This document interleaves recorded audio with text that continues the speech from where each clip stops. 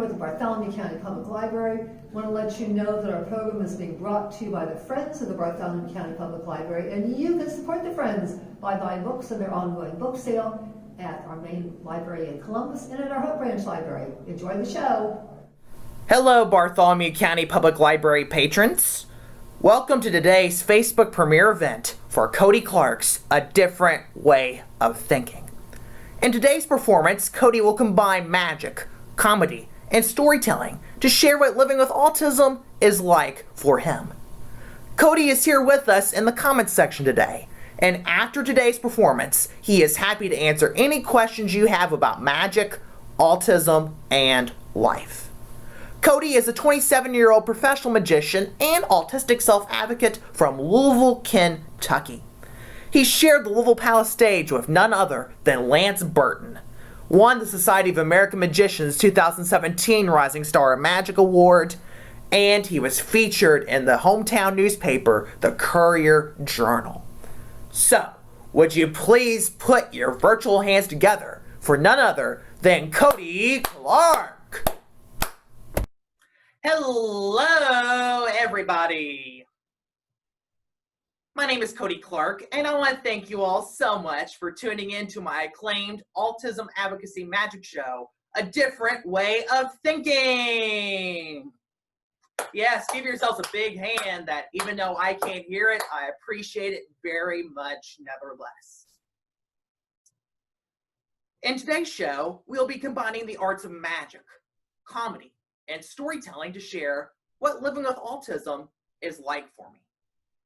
I share this because all too often, people's first impressions of autism tend to be a bit too black and white for my taste. People think we're either geniuses or failures. They think we're nonverbal or walking dictionaries who won't shut up. They think we're cold and unemotional, or having meltdowns at Walmart because we are too emotional and no one there is following social distancing anyway. There's not much in between, only black and white.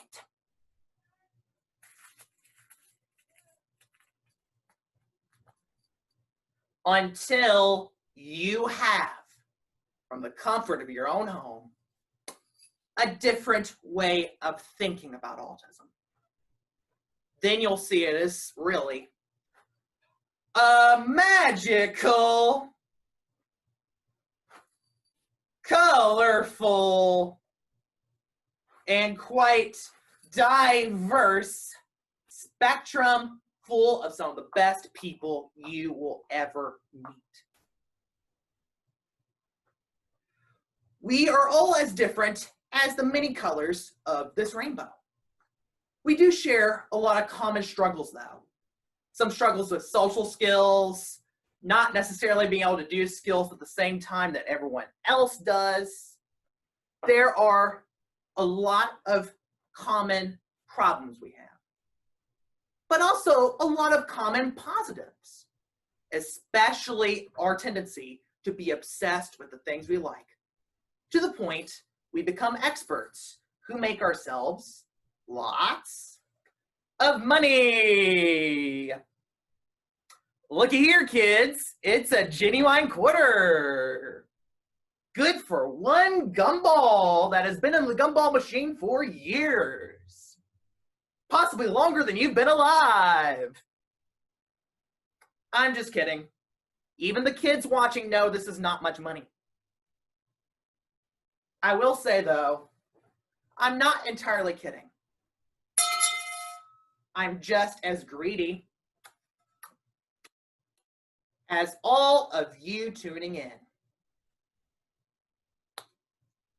The difference is, my autism makes me so obsessed with magic that I can't imagine another career. For one, what other career would pay me to learn skills like the coin roll and its much more complicated cousin, the edge grip. Goes to show some moves are easier without the nerves of being in front of a live audience. I can also connect my other interests to my magic too, like my studies in theater, my bachelor's degree from the University of Louisville, go Cards, my love of old school country music, and not that country rap stuff. Not the trucks, trucks, beer, beer, let's go down to the tailgate in the woods kind of music. As well as all of my life experiences. To my magic.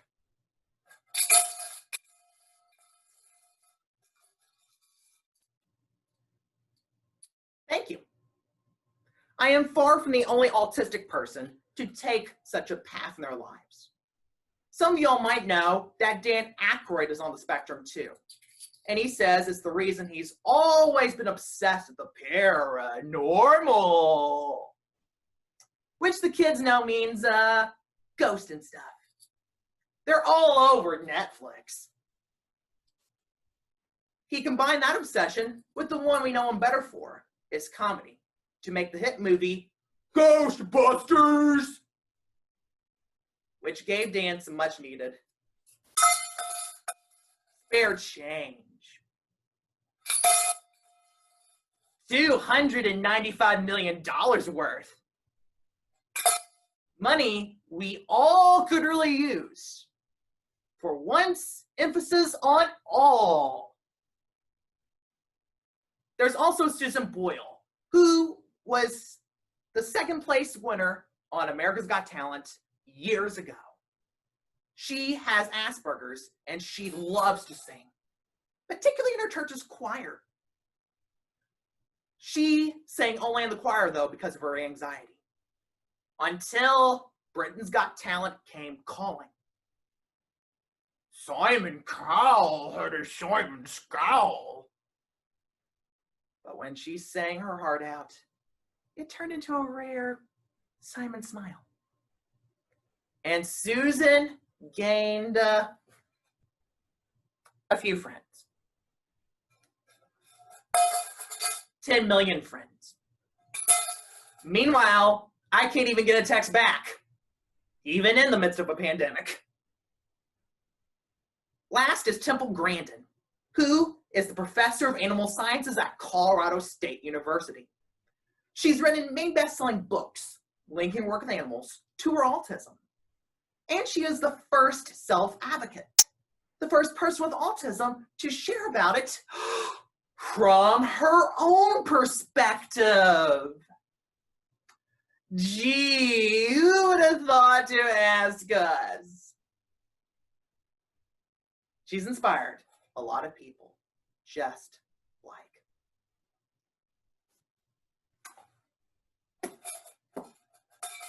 Me!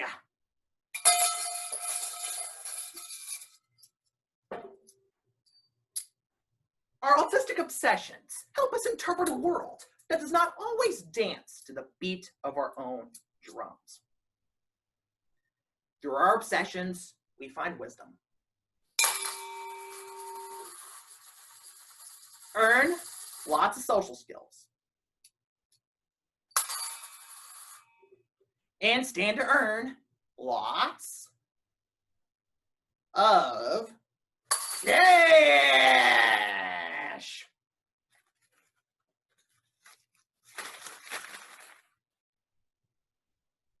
Thank you very much.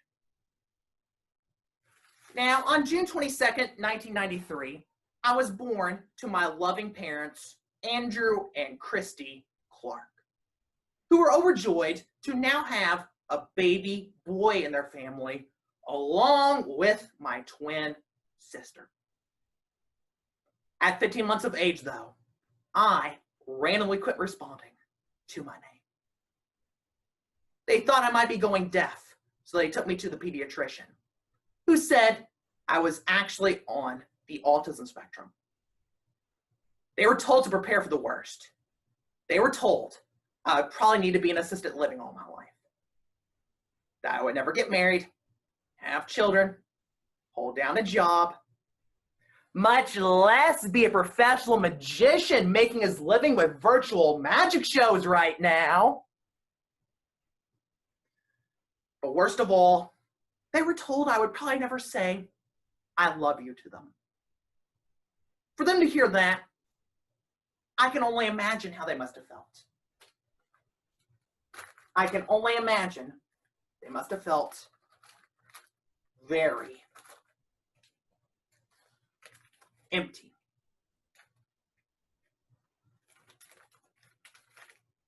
But sometimes you do find hope in the randomest of places.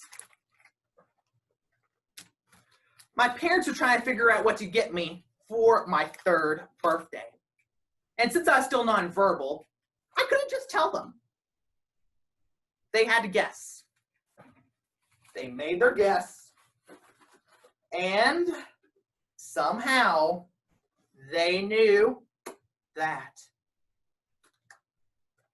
Thomas, the tank engine, was the toy that would bring me out of my shell. Everyone at home, get your train whistles and go with me. Chugga chugga, chugga chugga, chugga chugga. As soon as I saw Thomas, I instantly started playing with him, rolling him up and down my arms, making imaginary train tracks on our floor, and even crying when my twin sister stole him from me. This was not the way my parents were used to me behaving. They thought because of my autism, I'd be way more quiet. So they knew that Thomas had a special effect on me. Researchers, in fact, have statistically proven that Thomas is the most popular children's show amongst autistic children. Could be because of the bright colors, which appeal to our eyes, and our contacts too. Could be because of the moving wheels and gears, which appeal to our mechanically inclined brains. Or it could be because when Thomas talks, his face does not move. Creepy, I know. Look at him. Look at him. Look at him. But since children with autism struggle with facial recognition, recognizing why a smile has a different meaning than a frown, Thomas's simple face is a teaching tool for us to know what those emotions mean. Those aren't my theories, though. My theory is because when I was a kid in the early 1990s, Thomas here was voiced by none other than George Carlin. If you don't remember or know who George Carlin is, in the 60s and 70s, he was the filthiest comedian out there. He said every cuss word in the book. So in the 90s, when Thomas wanted to come to America, and he was tapped to be the voice of Thomas, well, let's say it was jarring at the very least, and gave Thomas the early publicity in America he needed. First time I heard George Carlin, though, I ran up to my mom and was like, guess what 7 words Thomas taught me today? Yes, let it sink in. If it's not sinking in, well, let's say I'm not allowed to say those words in this video. The words I learned from Thomas were so bad, my family's HBO subscription magically disappeared. Most importantly, though, was that through Thomas, my parents found hope that would reassure them I'd turn out okay. In the short term, there were still a lot of temper tantrums. Thomas was my first autistic obsession. So when it came time to do things that were actually important, like go to preschool, go to the grocery with my family, help them with basic chores, I would be so focused on playing with Thomas that I would not budge for anything. When my parents would try to forcefully put Thomas up, I'd throw the hugest temper tantrum ever. Trust me, you do not want me to act out a temper tantrum. There's a lot going on in our world as is. We do not need to add a temper tantrum onto it. I will say there was one thing that would stop a temper tantrum in its tracks. When Mom called me Mom and had her fix. Ooh-wee. Gooey, Velveeta, mac and cheese. By an at-home show of hands, how many of y'all like Velveeta? America! So, American, it's hipster approved. Insert your eclectic into town here. Since Meemaw knew I loved to help her, that I loved mac and cheese so much that I would quit crying if I even heard about it, she let me help her. She let me pour the macaronis. Let me chop up that 49% real cheese. Then stir it up while I swung my hips to her old Elvis records. Which, being that this is a video that will be posted for public viewing on some forums, I cannot use actual Elvis. But here is some royalty-free doo-wop music. Just like magic, feel free to clap with me.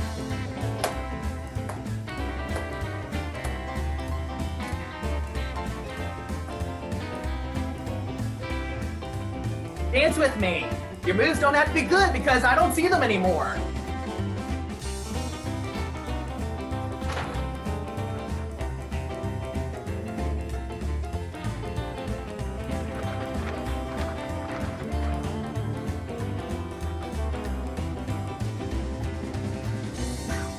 Make your own magic spell too. With you.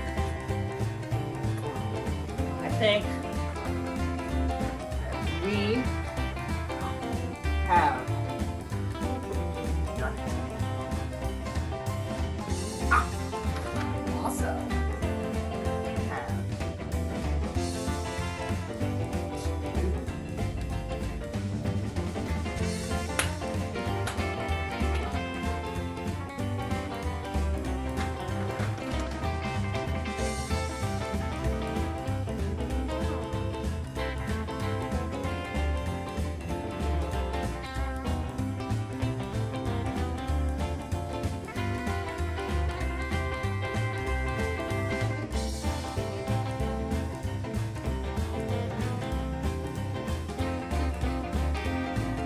Three things of Velveeta out of one empty bag. And I'll even show you that they are all real, genuine Velveeta prints. Thank you. But we have the cheats. We have, right here, the empty grocery bag. I'll even show you inside.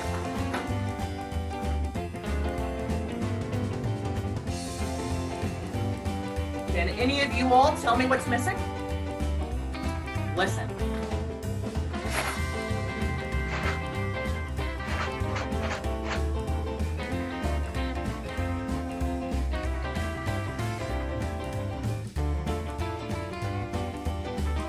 A magical tribute to my Meemaw! Thank you all very much. Now, aside from fixing me all the ooey, gooey, Velveeta mac and cheese that I wanted, my Meemaw also took me to all my earliest church sports games too. In Louisville, there is a huge Catholic school sports tradition, upon which generations upon generations of my family members competed and won trophies. But at the age of 5, I did not know I was autistic specifically. But I knew that these young autistic muscles really would not hit any balls very far. So my sport of choice was T-ball. Because the ball was on the tee, I figured, how hard can that be? Well, we're going to find out. I thought with 3 at-bats and a trusty Louisville slugger that anyone who lives in Louisville like I do knows we have lots of these mini bats in all of our attics. But I thought I'd hit the ball out of the park every time. Took the first ball, handed it to the pitcher. I took a swing. Ow. This one got hit. But it got hit right to the pitcher. I was so disappointed. But my coach pumped me up and told me that, Cody, you can do this. You can do this. Get back out there and try again. This one went past the pitcher. Yet it was still a line drive to second. I still had one more shot, though. One more chance at fame and glory. This one went so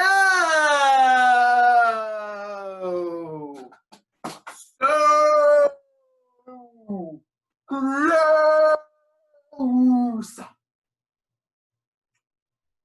But just like the other two, this one also got caught. Thanks for your sympathy. This is why I told my family I no longer wanted to play. That I didn't care about all those trophies. I didn't care about hitting home runs. Nor did I care about gaining social skills by having teammates. Yes, when you're a 5-year-old autistic, you hear all sorts of pathology terms thrown at you at the young age of 5, and you have no idea what they mean except that they mean something about you. But anyways, I told them I was tired of embarrassing myself out on the field week after week just to please you all. So I made a deal. They said I could quit as long as I went to my brother's football games.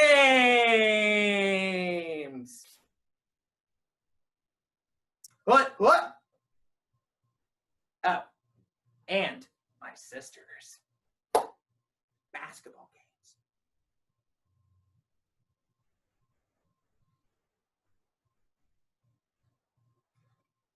Now, I was so relieved to no longer have to play sports. But at the same time, I had no idea what path in life I'd take. My brother had football down pat. My sister had basketball down pat. But me, I had no clue. I tried every sport. I tried every art. I even tried Karaoke Revolution. If you remember that old PS2 game, you remember that if it wanted to, it could boo you. And boy, did it boo me. It wasn't until a family vacation to Gulf Shores, Alabama, when our family went to a magic show, that I found my chosen calling. I always preferred the arts over sports, but I wasn't good at any of the arts either.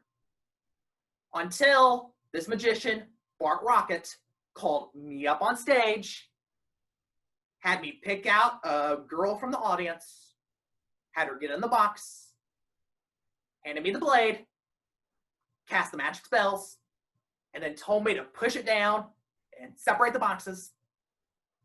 With his guidance, this kid, who can't even hit baseballs, was able to saw a girl in half and get all the credit for it.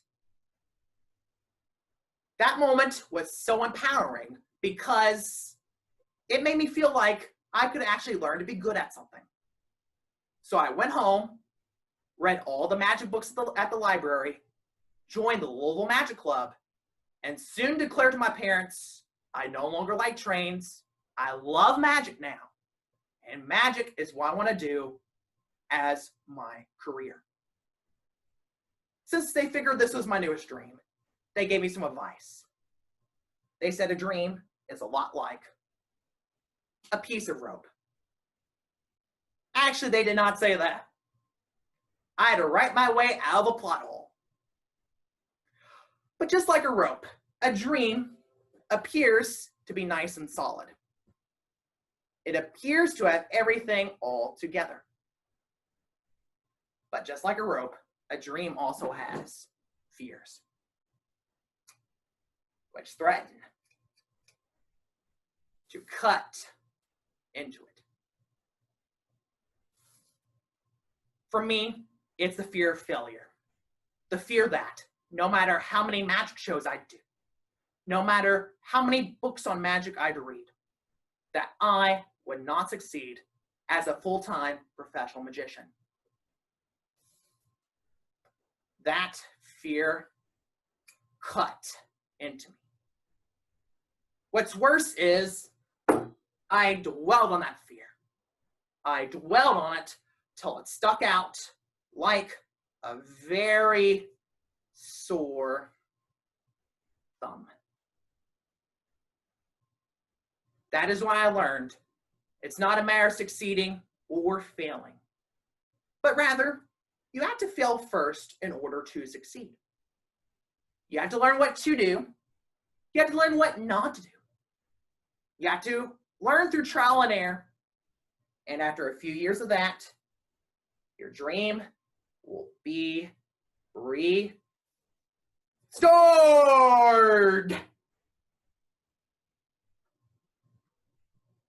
That lasted me a few years. But as I got older, I started to regress in my skill sets, and people started wondering if I was a little different.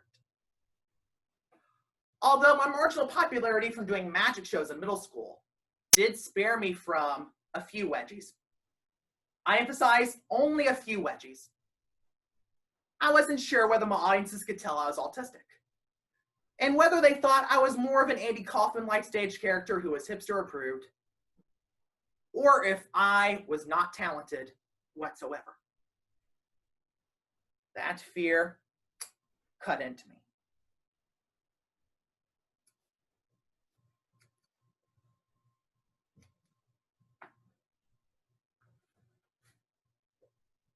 I met a mentor named Richard Buffo, who shared with me the old actor's adage that there are no secrets on stage, that I should not hide who I am.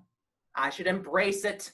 I should be vulnerable with you, my audiences, even if you are watching from home, because that way, instead of y'all fearing why I'm different, I earn your respect. And with that respect, you all help me restore my dreams.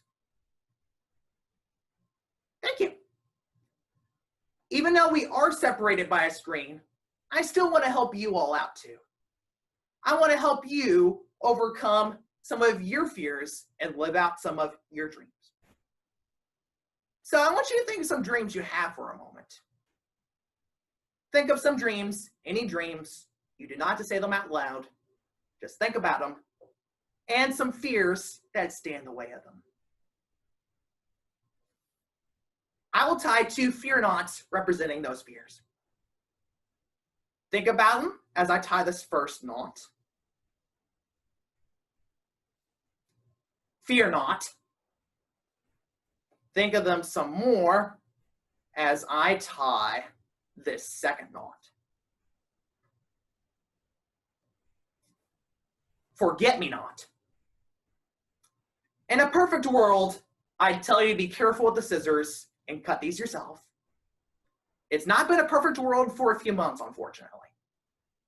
So I'll cut through your fears for you. Imagine you are taking this power yourself.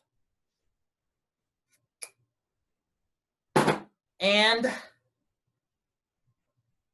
you will be represented by this weight holding down your rope. On a count of 3, we're going to tug.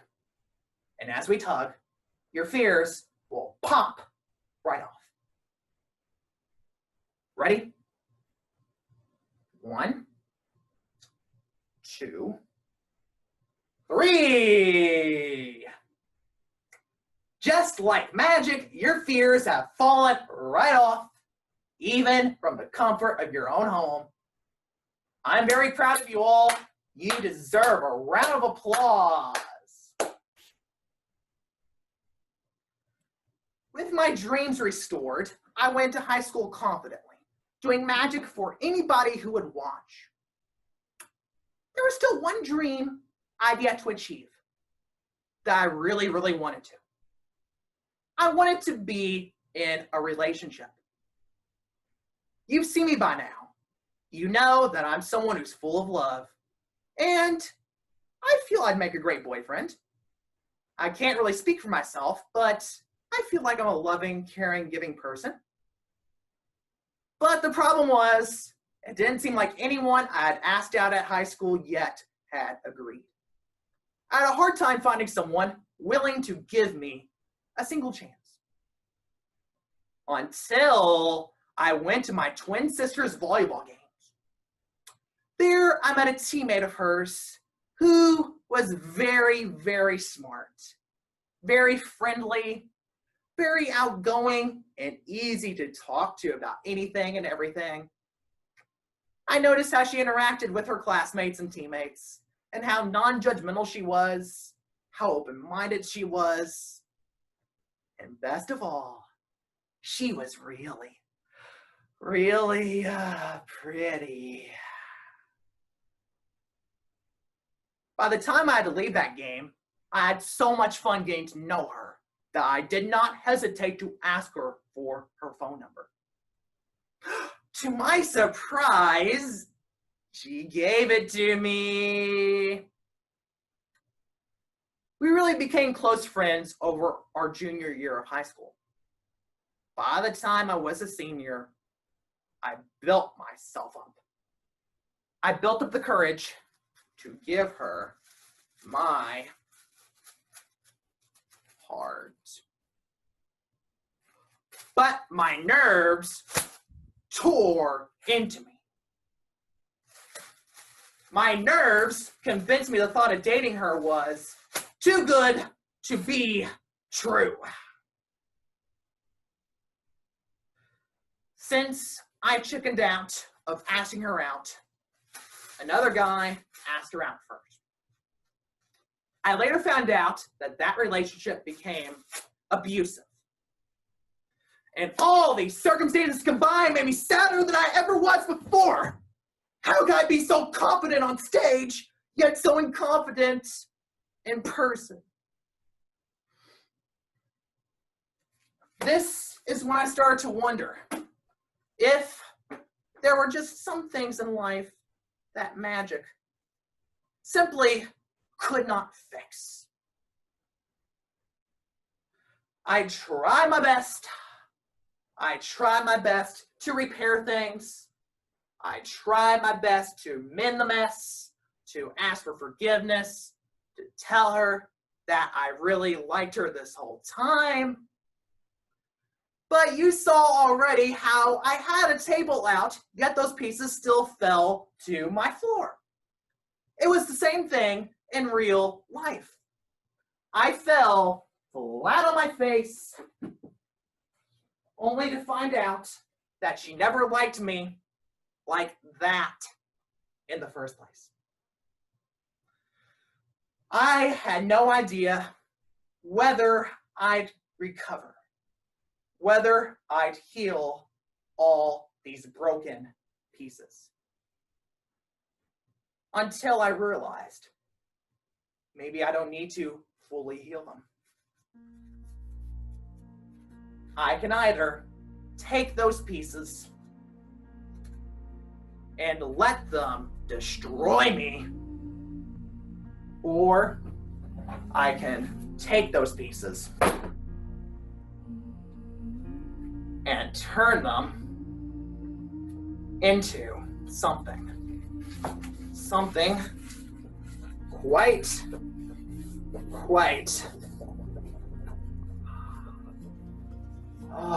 beautiful.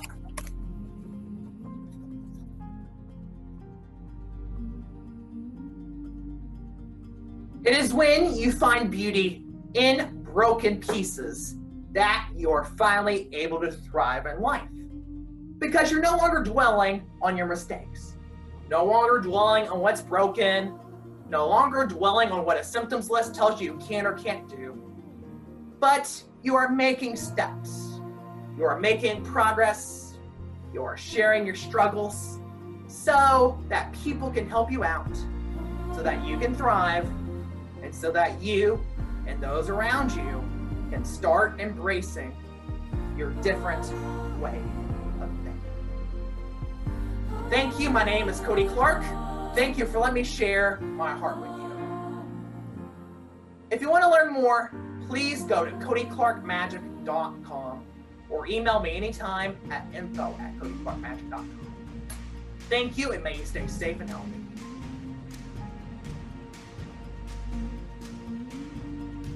Wow, that was really fun, wasn't it? Thanks for watching, and remember, support the Friends of the Bartholomew County Public Library. See you later.